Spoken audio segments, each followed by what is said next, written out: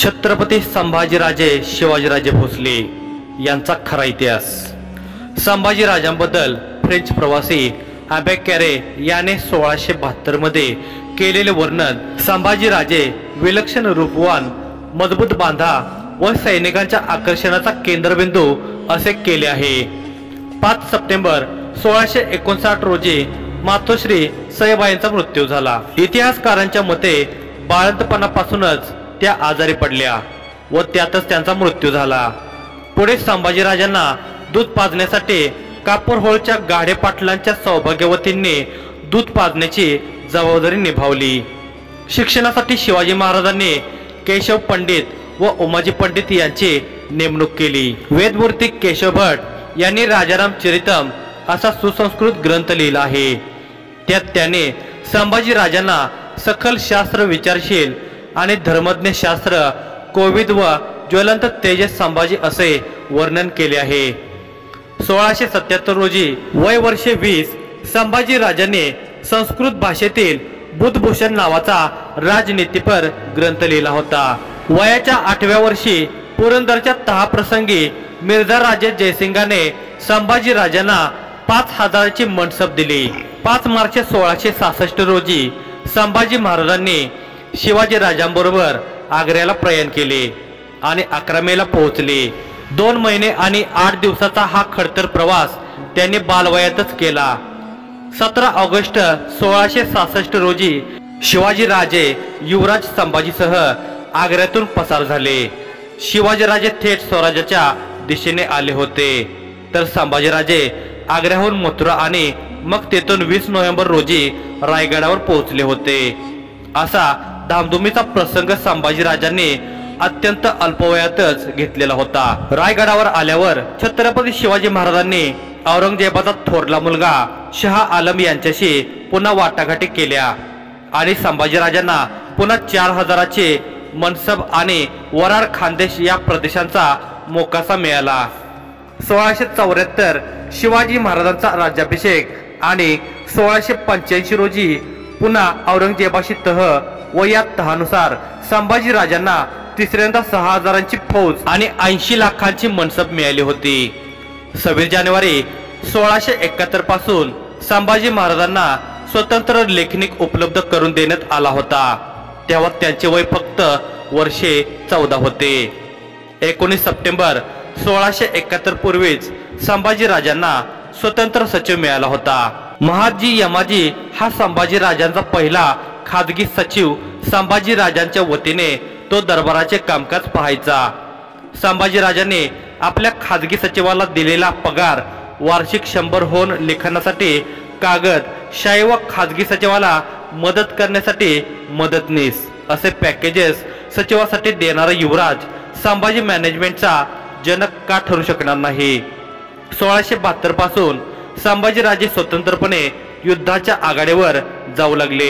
1672 संभाजीराजांच्या नेतृत्वाखाली 10,000ची स्वतंत्र फौज असल्याचे नोंद फ्रेंच प्रवासी अबे कॅरे याने केली आहे। खंबाळत व गुजरात प्रांतावर संभाजी स्वारी करण्याची जबाबदारी शिवाजी महाराजांनी संभाजी महाराजांना दिली होती। छत्रपती संभाजीराजे गुजरातवर चालून येणार ही बातमी कळताच त्या ठिकाणचे सरदार व सैनिक पळून गेले अशी नोंद अबे कॅरे यांनी केली आहे। यावरून युवराज संभाजीचा दरारा स्पष्ट होतो। 1675 रोजी शिवाजीराजांनी फोंडा किल्ला ताब्यात घेतला होता। या लढाईत संभाजीराजे सुद्धा सामील होते। 1675 साली शिवाजी महाराजांनी आदिलशाही मुलखावर स्वारी केली होती। संभाजीराजे ही त्यांच्या सोबत होते। याचे वर्णन जॉन फ्रायर याने 1678च्या पत्रात केलेले आहे। संभाजीराजांच्या नेतृत्वाखाली तुकडी गोवळकोंड्याच्या थेट भागा नगरीपर्यंत म्हणजेच गोवळकोंड्याची राजधानीपर्यंत पोहोचलेल्या होत्या आणि परतीच्या वाटेवर असताना त्यांनी प्रसिद्ध अशा हुबळी रायबाग या बाजारपेठा लुटल्या होत्या। त्यावेळच्या इंग्रजी पत्रामध्ये संभाजीराजांचा उल्लेख युद्ध सन्मुख राजकुमार म्हणजे युद्धासाठी सदैव तयार असणारा राजकुमार असे वर्णन केलेले आहे। 1674 ते 1677 साली संभाजीराजांनी मुलकी आणि देवाणी कारभार पाहिला होता।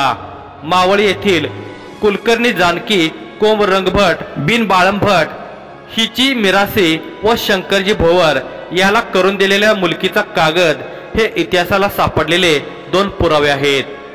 26 जानेवारी 1671 ते 1674 संभाजीराजांनी स्वतंत्रपणे मुलकी कारभार सांभाळला होता. 1674 रोजी बुधभूषण हा राजकारणावरील ग्रंथ संस्कृत मध्ये लिहिला आणि नायकाभेद, नखशिख हे शृंगार प्रधान आणि 7 शतक असे 3 ब्रज भाषेतील म्हणजेच हिंदीतील हा अध्यात्मावरील ग्रंथ वयाच्या 30व्या वर्षी पूर्ण केला. औरंगजेबाचा चरित्रकार ईश्वरदास नागर याने संभाजी स्वाभिमानी होता असे वर्णन केलेले आहे. गागा भट्टाने लिहिलेला समनयन हा ग्रंथ संभाजीराजांना अर्पण केला होता. छत्रपती संभाजीराजांनी औरंगजेबाशी दिलेला लढा किती अवघड होता हे कळण्यासाठी दोघांच्या शक्ती सामर्थ्य यांच्या तुलनात्मक अभ्यास झाल्यावर नक्कीच आपणास कल्पना येईल. संभाजीराजांच्या पराक्रमाविषयी व अखंड सावधानतेविषयी ही तुलना केल्यामुळे अजिबात शंका राहणार नाही. औरंगजेबाचा एकूण फौजफाटा जवळपास 3 लाख घोडेस्वार, 2 लाख पायदळ व जवळपास 1 लाख भरसेवक वर्ग असा 6 लाखांचा हा तांडा औरंगजेबासोबत दक्षिणेत इतिहासात पहिल्यांदाच दक्षिणेवर चालून आला होता. औरंगजेबाने महाराष्ट्राकडे कूच केली ते वर्ष होते सप्टेंबर-ऑक्टोबर 1681. तेव्हा बादशहाचे वय होते जवळपास 63 वर्ष आणि बादशहाची जहागिरी काबूल पासून ते बंगाल आसामपर्यंत. औरंगजेबासोबत जवळपास 3000 हत्ती, 50,000 उंट प्रवास करीत महाराष्ट्रापर्यंत आलेले होते. एवढी फौज पाहिल्यावर खरे तर मोठमोठे राजे लढाई करण्या अगोदरच शस्त्र टाकून औरंगजेबाला शरण आले असते आणि जगभर ते तसे शरण येतही होते. शस्त्र सज्जता पाहिली तर औरंगजेबाकडे अव्वल व अवजड अशा 70 मोठ्या तोफा होत्या. तर पितळाच्या धातूपासून बनलेल्या छोट्या व उंटाच्या पाठीवरून डागता येतील अशा जवळपास 300 तोफा होत्या. तर या तोफा अचूकपणे चालवण्यासाठी उच्च प्रशिक्षित असे इंग्रज, डच, जर्मन, फ्रेंच गोलंदाजही तैनात केले होते. आणि औरंगजेबाची आर्थिक ताकद म्हटली तर कुबेरालाही हेवा वाटेल अशी होती. औरंगजेबाच्या बापजाद्यांनी बळकावलेल्या साम्राज्यामध्ये काबूल, कंदाहार, आग्रा, मथुरा, काशी, बंगाल, ओरिसा, माळवा, गुजरात, बुरहानपूर, खानदेश असे अनेक प्रसिद्ध प्रांत होते. या सर्वांची तुलना करता संभाजी राजांकडे औरंगजेबाच्या 1/5 अशी लष्करी व आर्थिक ताकद नव्हती. शिवाय अनुभवाचा विचार करता औरंगजेब पूर्वी दक्षिणेचा सुभेदार म्हणून अनेक वर्षे महाराष्ट्रात होता. पुढे दिल्लीच्या व्यस्त राजकारणात त्याची जवळपास 20 वर्षे निघून गेली होती व त्यामुळे तो दिल्लीकडे अडकून पडला होता.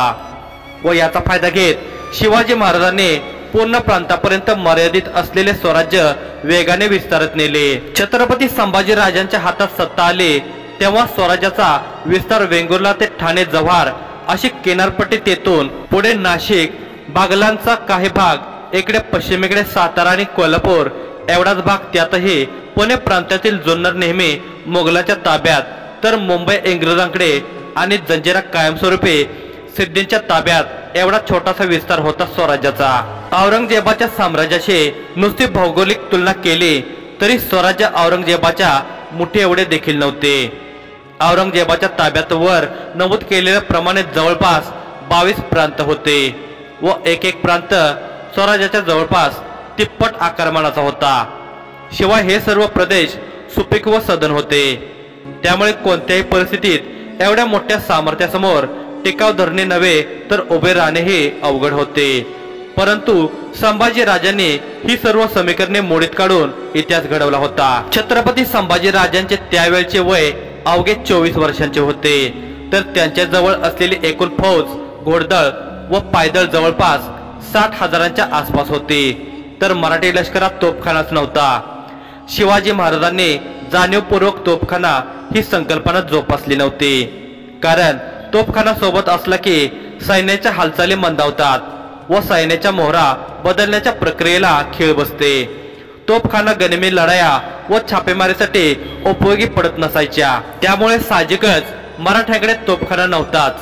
फक्त किल्ल्यावर काही प्रमाणात तोफांची बुरुजावर पेरणी केलेली असायची। बाकी चालता फिरताच तोफखाना वापरण्याच्या भानगडीत मराठा लष्कर सहसा पडत नसायचे।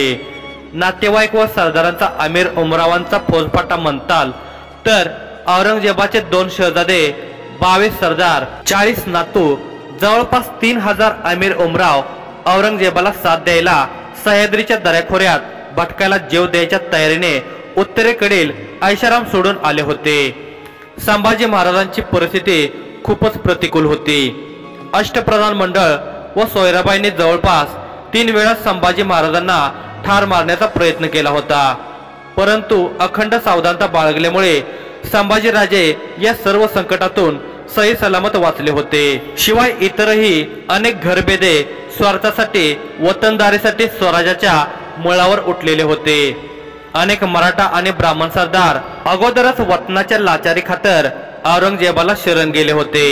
त्यांना शिवाजी महाराजांनी रयतेच्या कल्याणासाठी जप्त केलेली वतने पुन्हा आपल्या नावावर करून हवी होती। शिवाजी महाराजांनी वतनदारी पद्धत बंद करून जनतेला वतनदाराच्या जुलमातून मुक्त केले होते। संभाजी महाराजांनी शिवाजी महाराजांची परंपरा कायम ठेवली होती। म्हणूनच अनेक जागीरदार लोक आपली वतने पुन्हा मिळावेत यासाठी औरंगजेबाला जाऊन मिळाले होते। शस्त्र अस्त्रांचा विचार केला तर औरंगजेबाकडे त्यावेळचे सर्वात अत्याधुनिक शस्त्र कारखाने होते, तर संभाजी महाराजांकडे रायगडाच्या पायथ्याशी असलेला छोटा पारंपरिक शस्त्रे तयार करणारा कारखाना होता। औरंगजेबाच्या कारखान्याची तुलना केली तर स्वराज्याचा शस्त्र कारखाना म्हणजे ऊंट के मुंह में जेरे के बराबर होता।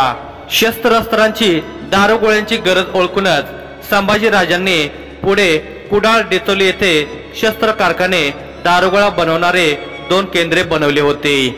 औरंगजेबाकडे फितुरांना देण्यासाठी वतन पैसा जहागिरीपासून सर्व काही होते, परंतु संभाजी राजांकडे कातळ व पोलादी छाती असलेल्या गडकोटा व्यतिरिक्त काही नव्हते।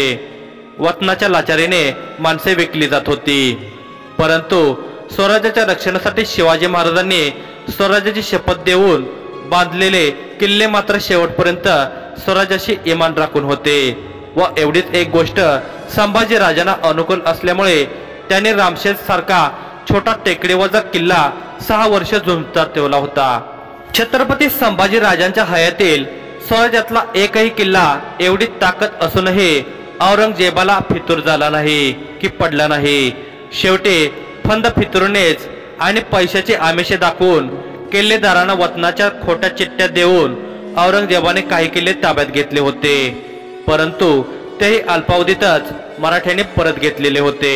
अशी झंगड पकड अगदी संभाजी राजांच्या मृत्यूनंतरही उभे महाराष्ट्रभर चालू होती, परंतु औरंगजेबाला संपूर्ण यश मात्र या महाराष्ट्राने मिळवून दिले नाही व औरंगजेबाला या मातीतच दफन व्हावे लागले।